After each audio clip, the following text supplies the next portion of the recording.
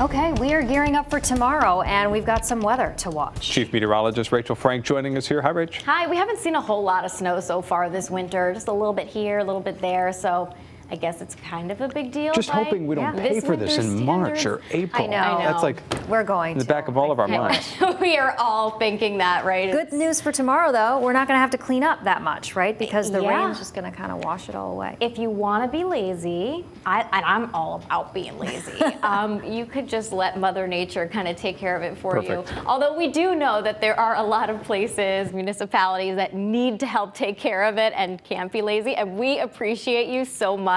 We will start to see some of that snow begin to develop in the late morning or early afternoon, depending on where you live. And you know, this isn't going to be impossible to get through, but it will make the roads a bit slippery and snow covered, depending on where you are, before that transition over to rain. And as temperatures rise, that will allow a lot of that snow that ends up falling to kind of melt away or at least get compacted. And then we'll transition over to gusty winds as well as we head into Wednesday night. By Thursday morning, it's done, it's over with, and we're much calmer. So for the morning commute tomorrow, no weather issues at all. So everybody will be heading off to work, heading off to school. Roads are dry, skies are dry. You know, I want to say I stress over what color to put the little circles. Is it a yellow or is it a red for tomorrow? It's not going to be impossible to drive tomorrow afternoon. It's just not ideal. And it will either be wet or white, depending on where you are. Closer to the shoreline, it's a wet evening commute, but we're talking about very heavy rainfall and big puddles. The farther north you go, the whiter it will be, and in between, it could be slushy. So yeah, either way, it's not ideal, right? So here's a look at snowfall accumulations before that transition ends up taking place. Chance for a couple of inches for Danbury, for Waterbury. There could be 3 or 4 for some in Litchfield County, maybe northwestern Hartford County. I'm thinking about 2 inches for northeastern Connecticut, although we've allowed for the chance for a little bit more if there's a decent little burst before that changeover takes place.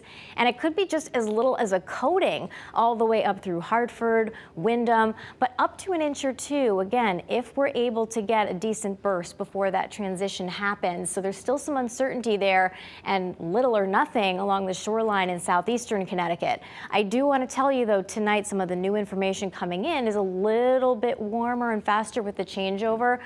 So it may be towards the lower end of the scale, but I just want you to prepare for a little bit more just in case. And there is a chance for a bit of an icy glaze in northwest and northeast Connecticut briefly before that transition over to snow. So I wanted to make you, or for rain, I wanted to make you aware of that, and then about 1 to 2 inches of rain on top of it. Here's the storm that we are watching. Temperatures in the 30s to around 40 degrees. No weather issues tonight. We're dry in the morning. Here's a look at the late morning where we could see a light snow shower, but I wanted to kind of fast forward to the evening drive because that's what a lot of people care about, right? So 5 o'clock, here is that rain along the immediate shoreline and snow for much of the rest of the state. But as we progress, notice that rain line gets farther and farther north. So by 7 or 8 o'clock, we're seeing rainfall from the sky. There's that chance for brief icing, and then it is rain all across the state. Look at it. Look at these rainfall rates coming down at a really good clip. So a little bit of everything out there for us as we head through the course of the day tomorrow and the evening. Then it's breezy for Thursday, but gone by the time you wake up in the morning. Saturday and Sunday are looking good with highs in the mid-40s. Check in with the morning show crew tomorrow. They'll get you started on any updates and let you know how things are progressing. And of course, we'll be here all day tomorrow as the storm comes through.